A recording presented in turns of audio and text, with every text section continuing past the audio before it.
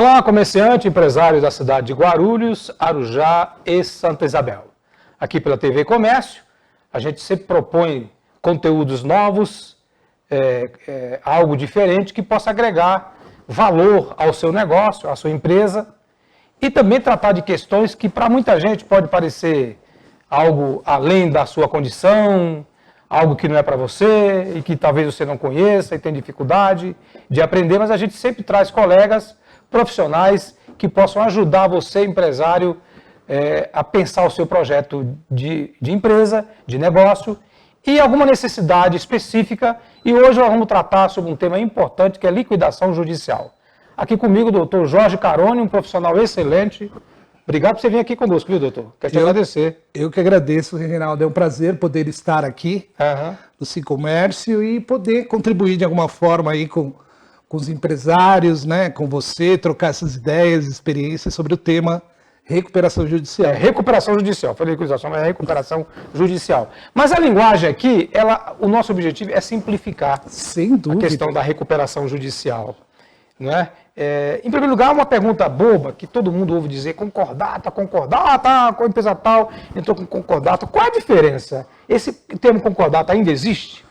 Então, o termo concordata, ele não existe mais. Não existe mais. Não existe.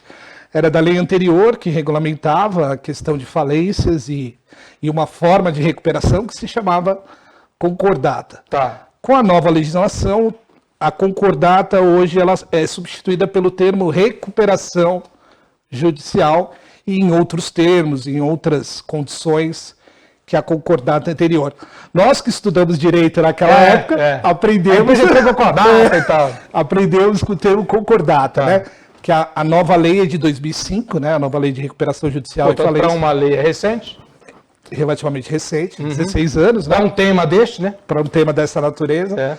Mas, em tese, a expressão recuperação judicial, ela veio substituir a antiga concordata prevista na lei anterior.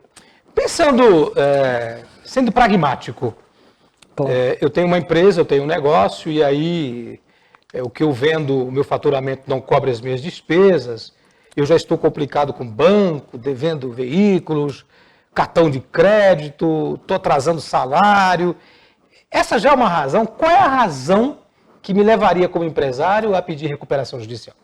Perfeito. A sua pergunta é muito boa, Reginaldo, porque primeira observação que eu acho que deve ser feita é o empresário pensar e saber que, sim, é uma razão. A crise econômica, a crise jurídica, ela pode ser uma razão para se pensar uma solução jurídica como a recuperação. Mas hoje também a gente vem estabelecendo a recuperação, seja ela judicial ou extrajudicial. Também tem a extrajudicial. Tem a extrajudicial. Como uma forma de solução estratégica para aquela empresa que ainda não está em crise econômica, jurídica, mas ela já percebe que o seu endividamento perto do seu fluxo de caixa já não se encaixa.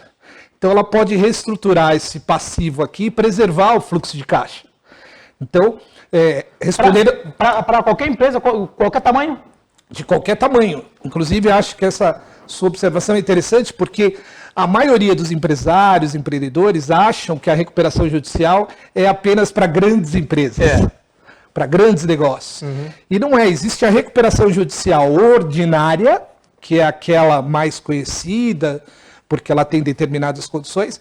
Existe na lei uma chamada recuperação especial, que ela é para o microempresário e para o empresário de pequeno porte. Dá um exemplo. Não, então... Como é que chama? Recuperação judicial ou especial? A diferença entre elas é que a recuperação especial ela é menos complexa e o parcelamento já é previsto em lei. Então, a lei já estabelece a forma de parcelamento, e independe da vontade dos credores, porque o prazo de parcelamento já está pré-aprovado pela lei, e o juiz homologa preenchidos os requisitos legais, o empresário consegue, o juiz homologa, né, aquela recuperação judicial, independentemente da vontade dos credores. A recuperação ordinária, além de mais complexa, ela depende da vontade dos credores em assembleia. Então, olha que interessante, né, a gente perceber que o empresário, o microempresário, o empresário de pequeno porte, ele pode ter um instrumento legal que traga segurança jurídica para ele reestruturar o seu passivo, proteger o seu patrimônio, a continuidade da sua atividade empresarial, em um parcelamento já aprovado em lei. Então, por exemplo, hoje a lei estabelece que as dívidas podem ser parceladas em até 36 vezes com a taxa Selic. Então, imagine você pegar todo o seu endividamento, né, e projetá-lo ele num parcelamento aí de 36 vezes, com taxa Selic, substituindo muitas vezes os juros bancários por juros da taxa Selic, revendo os contratos, né, com segurança jurídica, além de um prazo de moratória de 6 meses da intermediação, do processamento, da recuperação, né, e sem depender da vontade dos credores. Os credores são obrigados a se sujeitar àquele plano previsto na lei. Doutor Jorge Caroni, para o pequeno empresário que está nos assistindo, que tipo de dívida que ele pode entrar numa recuperação judicial? Pequeno, microempresário. Isso. Conta de luz, conta de água, pode? Pode. Ah, pode? Pode. Tributos não? Tributos não. A parte tributária não entra. Tá. Não entra alguns credores como, por exemplo, a relação contratual de alienação fiduciária. Ok, porque eles são extraconcursais, né? Porque o bem tem um carro financiado, né? Isso, um carro financiado, por Mas exemplo. credor trabalhista, o chamado credor com garantia real. Por exemplo, dá um exemplo que eu dou garantia real. Então, por exemplo, alguma dívida que você faz onde você, na qualidade devedora, deu um imóvel em garantia. Então, ele se torna um credor que tem uma garantia real para pagamento daquela dívida. Esse também entra Esse também entra. Também entra. Quem mais? O que mais? Entra o credor chamado quirografário, que é aquele que não é nem trabalhista e nem credor com garantia real. Ele se torna um credor chamado credor quirografário, que é o fornecedor bancário, que é o credor em geral. É só o nome que é dado pela lei como forma de classificar o trabalhista, o credor com garantia real e o chamado credor quirografário. Que são os outros? São os fornecedores, prestadores de serviços, o bancário que não tem garantia real, porque se ele for o credor bancário com garantia real, ele entra na outra classe. Então, se o empresário está com dívida no banco, cheque especial detonado, fez lá um empréstimo, e aí tudo que ele vende, aí o banco já pegou a venda dele em garantia, antecipação de recebíveis, cartão de crédito. Ele está preso lá com um contrato de 2 anos, trabalhando só pagando dívida. Dá para estruturar depois de uma análise, de uma avaliação, né? Dá para tentar estruturar um plano de recuperação, principalmente, primeiro, suspendendo qualquer pagamento, suspender as ações, execuções judiciais e pagamento de credores. O que é legal falar também aqui para o seu público, Reginaldo, que é assim, os créditos vencidos e os vincendos entram na recuperação. Então, aquela dívida que ainda não é vencida, mas já foi constituída lá atrás, durante o período do processamento da recuperação, pode entrar. O que não entra é o crédito novo, vamos dizer assim, é a dívida nova, mas aquela dívida já constituída e que apenas o empresário vai pagar ao longo do tempo, ela pode entrar na recuperação. Então, depois que ele consegue fazer crédito novo? Depois que ele está na recuperação? Então, na prática, nada impede, né, na vida normal daquela empresa, porque essa é uma outra pergunta. Os empresários muitas vezes me questionam, né, e você já deve ter ouvido pela sua experiência jurídica também. Ah, Jorge, eu não quero entrar na recuperação porque eu não quero perder a administração da minha empresa. Eu não quero ninguém interferindo no meu negócio. E acho que é legal... O antigo síndico, né? O antigo síndico da massa falida. Da massa falida. Essa é a linguagem que a gente tem na cabeça. Isso não existe. Não existe. E como é que funciona? O que existe é assim, a administração continua normalmente com a empresa, com o empresário. O que ele tem assim, o juiz nomeia um administrador judicial para fiscalizar o procedimento de recuperação, não a empresa em si, não a gestão. Esse administrador senta lá e fala, quer ver o documento aí? Ele senta lá? Ele vai na empresa? Ele pode vir da empresa, vai depender muito do estilo dele, mas normalmente o administrador judicial acompanha lá os relatórios contábeis, financeiros emitidos pelo empresário. Me diga uma coisa, e o custo? Eu estou curioso agora com esse administrador judicial. Isso. Porque o custo dele é do empresário. O custo dele é do empresário. É do empresário que está buscando a recuperação judicial. Mas Só que o custo dele também pode ser negociado. Tem uma previsão em lei que pode variar de 1% a 4% do valor das dívidas e tal. Mas ele é negociado com o próprio administrador como uma forma de de entendimento para buscar a recuperação judicial. Doutor Jorge Caroni, uma pergunta que eu preciso fazer para o senhor aqui, pensando para esse empresário, coitado, que está aí ferrado, trabalhando. Ele está perguntando assim, mas escuta, eu vou fazer tudo isso financeiramente, compensa, doutor Caroni, eu pagar o administrador judicial e a assessoria jurídica? Sim. Compensa para mim como empresário fazer, doutor Caroni? Compensa, Reginaldo. É óbvio que tem que ser avaliado o caso, né? Até inclusive do ponto de vista financeiro e econômico. Compensa principalmente ou naquela situação de crise. Eu costumo dizer que a recuperação ela pode ser entendida como se fosse aquele último remédio, né? Tá. Com devido respeito, fazendo uma comparação meio chula, né? Com doente de câncer e quimioterapia. Ela é a última fase do tratamento daquela empresa. Então, primeiro pegar um especialista que consiga fazer uma avaliação jurídica e também uma avaliação de que aquele instrumento legal vai ajudar o empresário, inclusive fazendo esse comparativo econômico. Então, o primeiro passo de um processamento de uma recuperação é assim, você não vai ter que pagar mais ninguém. O seu fluxo de caixa vai ser preservado. E não é não pagar no sentido de um calote, lógico, é um calote institucional, mas é assim, com segurança jurídica. Você não vai pagar ninguém porque você vai se estruturar para apresentar um plano de pagamento para pagamento de todos. Agora uma curiosidade, nós estamos agora sentados aqui em duas poltronas, tá bom? Claro. Eu sou um lojista que eu vendo poltronas, tenho aí, sei lá, 20 fornecedores que eu compro poltronas. Perfeito. Eu compro mesa, sofá e tal. Aí eu estou ferrado com dívida, aí vamos também negociar com o fornecedor. Isso. O fornecedor também é pego de surpresa. Pego. O Reginaldo comprava de mim e agora de repente ele entra com ele já está ou aquela empresa já está inadimplente com aquele fornecedor eventualmente, ou tem crédito a pagar, né? Tem dívida a pagar. Tem dívida a pagar. Como é que fica depois que eu entro na recuperação judicial? Então, eu chego para você que é dono da fábrica de sofá, falo, ô, seu Jorge, sinto muito aí, sinto muito. Como é que fica? Você vai continuar vendendo sofá para mim? Na prática acontece muito isso. Obviamente. E é isso que o empresário tem medo. Pois eu entro e eu vou fechar a porta dos meus fornecedores. Isso. E aí? Então, na prática acontece muitas vezes, porque ninguém gosta de ficar sem receber. Sim. Dependendo do grau de maturidade desse fornecedor, financeira, tal, tamanho, tal, qualidade, ele vai entender. Ele interpreta de uma forma, porque aquela empresa que era totalmente dependente daquele cliente que parou de pagar, ela vai sofrer mais do que aquela que está acostumada, que já teve outras experiências, inclusive, parecidas, que já estava na inadimplência, estava tentando cobrar.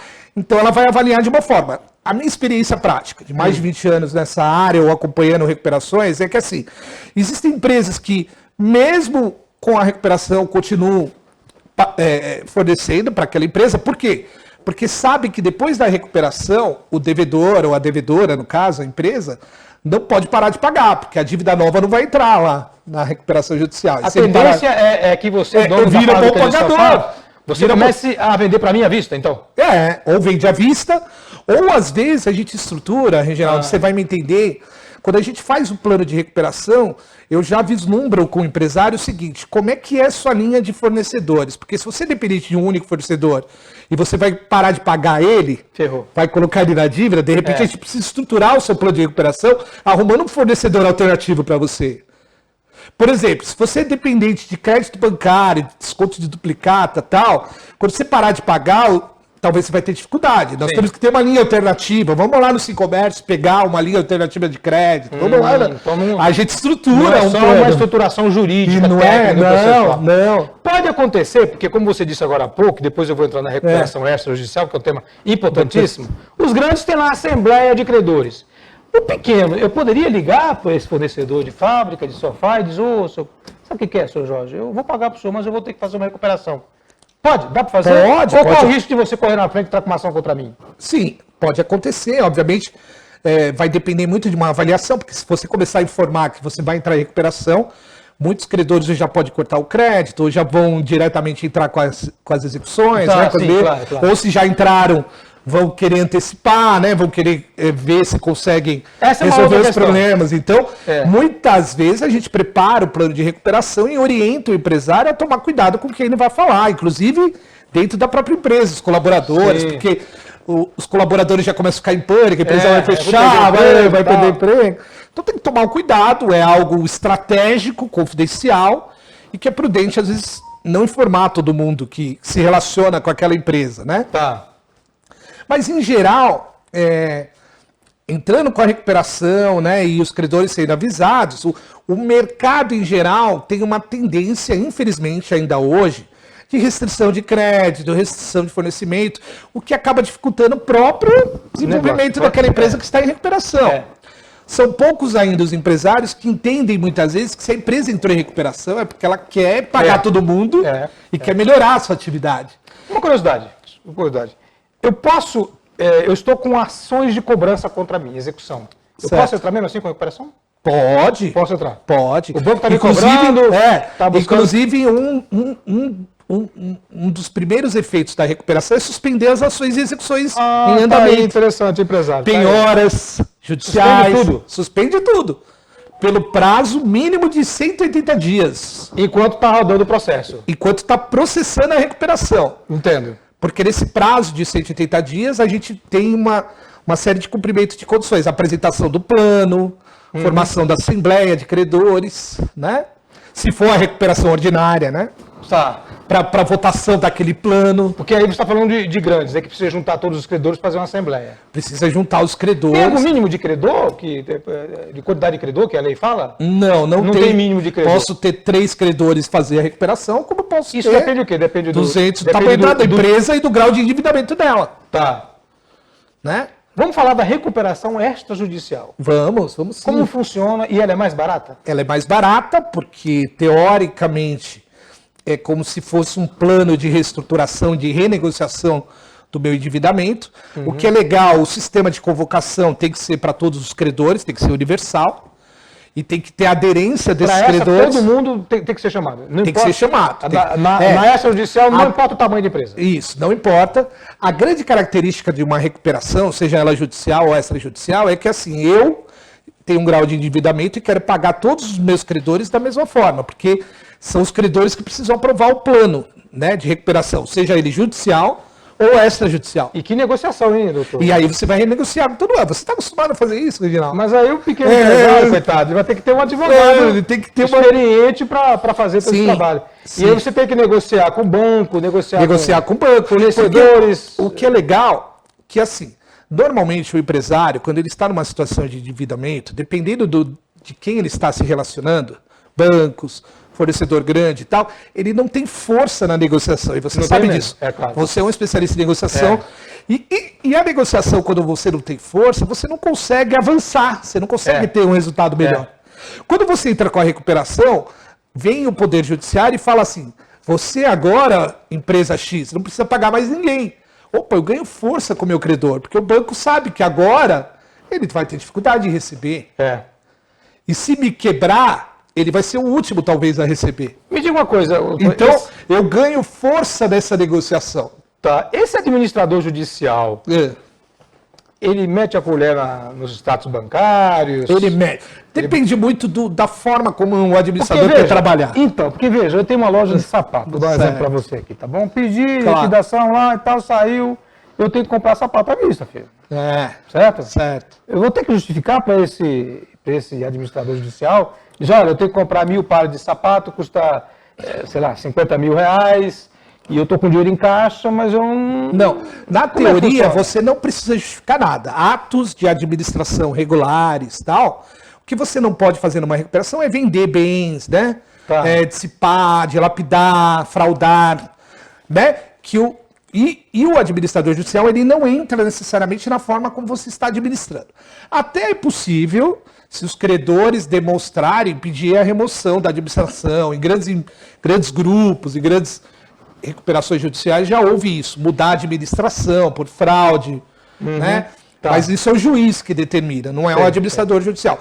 O papel do administrador judicial é fiscalizar e tocar o próprio procedimento da recuperação judicial. Então, por exemplo, eu, devedora, faço a minha lista de credores e o administrador judicial vai notificar cada credor para impugnar o crédito apresentado por mim. Eu falo que o Reginaldo, eu devo 5 mil reais. Aí você vai receber uma cartinha, uma notificação. A empresa do Jorge Carone está dizendo que te deve 5 mil reais. Aí você tem que impugnar para o administrador. A primeira, não é 5 mil, é 10 mil que ele me deve. Aí vai impugnar e o administrador vai avaliar, quem está certo, é 5 ou é 10. Aí faz uma lista de credores pelo administrador judicial, que vai fazer parte do plano. Agora, então ele faz a fiscalização. Então, ele não entra na administração direta da empresa. O empresário não perde a sua administração. Só que ele é fiscalizado, os relatórios contábeis, financeiros que ele apresenta e a própria recuperação judicial em si, que é o papel do administrador judicial tocar. Deixa eu pedir para você simplificar aqui Claro. do ponto de vista da logística processual. Claro, por favor. Você tem a extrajudicial e a judicial. Isso. A extrajudicial, deixa eu ver se é isso. Você monta um plano e o juiz homologa? Isso. É isso? Você faz como se fosse assim, um plano de renegociação com todo mundo. Você convoca todo mundo. Ó, Tá. eu devo para A, B, C, D, E. E aí tem que ter assistência de contador, de Isso, advogados, sim. tem que estar todo mundo aí. Sim, porque a contabilidade é muito importante para mostrar e convencer os credores. Olha, o que eu posso pagar é 1.000 para você, credor trabalhista. Eu posso pagar 500 para você, credor quirografário. E nós vamos dividir dessa forma. Eu apresento um plano. Tá. Aí eu faço uma formalização de um acordo extrajudicial e levo ao Poder Judiciário para homologação. Não tem audiência nesse momento. Não tem audiência. O juiz vai analisar, Vai analisar, vai dizer se concorda ou não, vai pedir para juntar documentos e tal, isso. Se está respeitando os requisitos legais e está tudo em ordem. Essa é a extrajudicial. É a extrajudicial. A judicial não. Tem audiência, tem A testemunha, judicial como é que é? pode ter audiência, né? Sei. Eventualmente, mas em geral não, porque é? ela não tem, vamos dizer assim, muito essa necessidade. Como é que funciona? A gente faz o pedido de recuperação judicial e o primeiro ato da recuperação é o juiz avaliar se processa, né? Se determina a abertura do processamento da recuperação. Ok. Porque a partir desse ato também, o juiz suspende as ações e execuções judiciais em andamento contra aquela empresa devedora. Olha que interessante. Inclusive de débitos não judicializados. Então segura aí. Então, empresário, você vai contratar um advogado, ele vai junto contigo e a tua contabilidade fazer um planejamento de todo débito que você tem, o advogado vai montar um processo judicial e vai distribuir na vara civil e o juiz vai avaliar se os requisitos legais foram preenchidos e vai suspender as ações e execuções judiciais. Nesse momento ele já nomeia o administrador? Já nomeia o administrador também, você tem razão. Aí o juiz fala, o administrador, vai lá. Isso. Aí o administrador judicial normalmente faz uma sindicância inicial a pedido do juiz para saber se aquela empresa existe, se ela está operando para aqui, Tá. para saber se ele faz uma vistoria preliminar, né? Aí o juiz defere a recuperação, suspende as ações e execuções. A partir desse ato tem um prazo de 60 dias para apresentar o plano de recuperação, plano econômico. Por isso que são pouco tempo, você tem que estar preparado quando você processa, porque é pouco tempo para Então, apresentar o primeiro plano. movimento é juntar tudo que eu devo. É isso. Junto tudo, formalizo o Formalizo. documento, o advogado vai lá, Junto os documentos os que a lei documentos que a lei estabelece, o juiz avalia aquilo. justifica por que está necessitando do processamento, né? Tem as razões do inadimplemento, de endividamento, Ok. pandemia, Aí é o crise trabalho econômica, técnico o do trabalho advogado. técnico, isso. E as provas que a contabilidade vai resultado de juntar. Paris. pra Tem que corroborar. juntar o laudo contábil, O contador se responsabilizando Isso, pela assinatura e tudo para mais. dizer como é que está a situação da empresa, a viabilidade de uma recuperação. Aí o juiz deferindo, ou seja, concordando com isto, ele nomeia um administrador que vai até a tua empresa. Fazer uma sindicância preliminar, saber se existe, se não A empresa existe, Se realmente. realmente, Me dá opera. documento aqui, tal, papapá. Aí ele volta para o ele juiz. dá um parecer, aí o juiz. Favorável, não? Ou o juiz defere antes desse parecer preliminar, ou ele aguarda esse parecer preliminar para deferir o processamento. Aí a empresa, com seu advogado, tem 2 meses, 60 dias, Para apresentar o plano de recuperação. plano de recuperação. E aí a gente precisa do apoio do contador, às vezes de um consultor econômico, porque nós advogados, mesmo advogados que tenham experiência nessa área, às vezes não conseguem montar um plano de recuperação financeira. Que eu tenho que mostrar por caixa, por previsão de orçamento, de faturamento, de quanto eu vou ter de Então, disponibilidade doutor para Carol, pagar os credores. Eu fico preocupado, se eu começar a colocar muito consultor aí, o empresário vai dizer, eu vou quebrar, eu vou ficar mas muito olha, alta conta. Eu tenho a experiência de que muitas vezes é possível montar o plano de recuperação com o contador e com o próprio financeiro da empresa. Sim, sim. Se for uma consultoria muito especializada, às vezes precisa para montar um plano Uma empresa muito grande, então aí sim, claro, Aí precisa faz de sentido, outros. às vezes, ter uma consultoria porque ela traz resultados, ela consegue demonstrar para você que é credor, olha, eu estou apresentando um plano de pagamento, estou mostrando que ele é sustentável, que ele tem fundamento econômico, com base numa previsibilidade de faturamento, com base... Porque eu vou ter que negociar depois esse plano, se for a recuperação ordinária, para você aprovar o plano. Se eu não tiver fundamento, o credor pode falar, meu, esse cara não vai pagar, eu vou ficar aqui esperando e ele não vai cumprir esse plano. A tua experiência entre você distribuir a ação, em que prazo que é a justiça? O cara está enforcado, devendo, penhora, contrata advogado, entra aqui. Em quanto tempo o juiz consegue se manifestar? Olha, né, como é que está hoje em Guarulhos? Então, nós tivemos agora recentemente 2 recuperações deferidas aqui em Guarulhos em menos de 15 dias. Em São Paulo, conseguimos, antes da sindicância preliminar, por meio de uma tutela antecipada. Porque a empresa... tutela antecipada. Em face da necessidade. O cara ia perder a sede da empresa, todo o maquinário, equipamento, o juiz deu a recuperação, depois você prende. Então, como todo procedimento judicial, se estiverem presentes os requisitos para uma tutela antecipada, né, a necessidade, a emergência... Você vê que é urgência só para advogado não pede uma tutela antecipada. Tutela antecipada é uma liminar que o advogado consegue.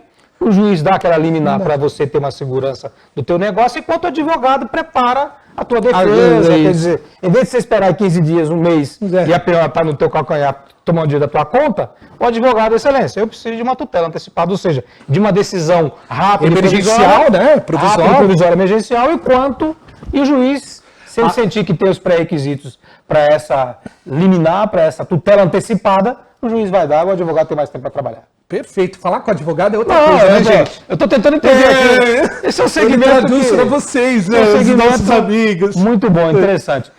Nesse processo todo, em que a gente passou por uma pandemia, com um monte de dificuldades, né?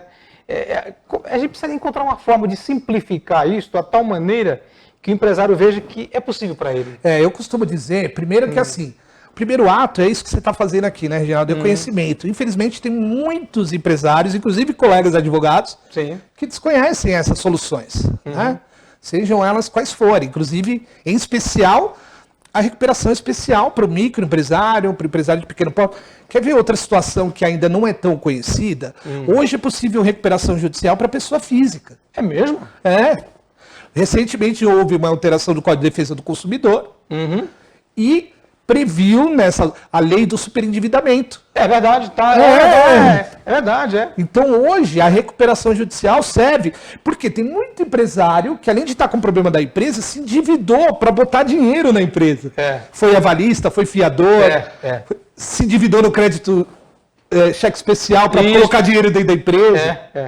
Então, hoje a gente faz um trabalho, a gente já está começando a fazer um trabalho de levar a pessoa física também, que é o mesmo raciocínio.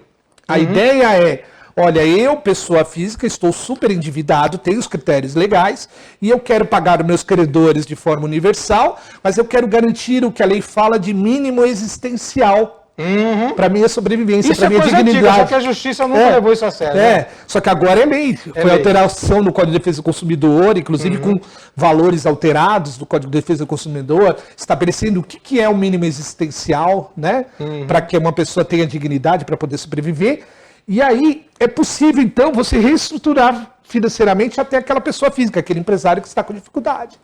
Olha, gente, o doutor Carone vai voltar aqui, viu? Nós vamos destrinchar esse negócio aqui. Será um prazer, porque é um tema interessante, tem muita coisa para falar. Isso, porque passa-se a ideia, criou-se um preconceito, que nome sujo, né? Nome sujo. Tem gente que paga uma dívida que ele não deve.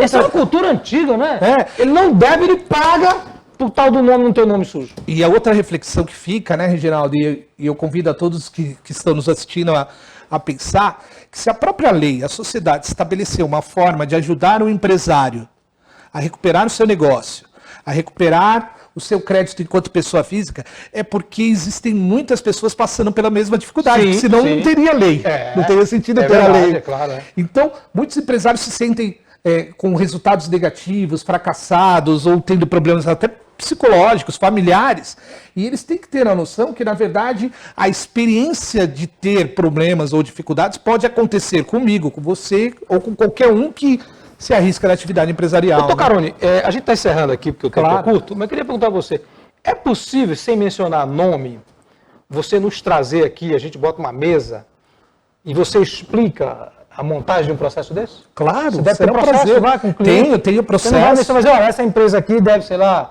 500 mil reais, Isso. dívida dela é essa. Será um foi feito prazer. Assim, porque Será aí a gente vai na prática. Entendendo bota uma como mesa funciona. aqui, ó, tem mesa aqui nos estúdios. A gente Nossa, cria muito uma legal a estrutura. ideia. Nunca pensei em fazer isso, mas será um Então, prazer. a gente vai falar, ó, eu tenho um cliente aqui que é recuperação extrajudicial. A gente faz Eu vou passo a passo. explicar, você já traz um negócio simplificado, porque é meia horinha aqui pra gente poder conversar. Pode ser? Pode ser, será um prazer. Então, gente, ó, se prepara, o doutor Carone vai voltar aqui com exemplos concretos de como você vai fazer uma recuperação judicial, extrajudicial, um tema que nós vamos falar, inclusive, nós não vamos mencionar nomes, mas você precisaria falar em termos de custo, do que é uma ação de 200 mil, 500 mil, o que é honorários, Claro. o que é uma média que um administrador judicial cobra, cobra, será? o que uma contabilidade faria, precisaria ter esses dados. Claro. Você nos ajuda nisso? Com certeza, Então, será um prazer. gratidão, a gente vai voltar com mais Gratidão. doutor Jorge Carone falando sobre recuperação judicial e você vai ver que não é nenhum bicho papão, certo? É verdade, é isso aí. Será um Obrigado. prazer. Obrigado, gente. Valeu, gente. Obrigado.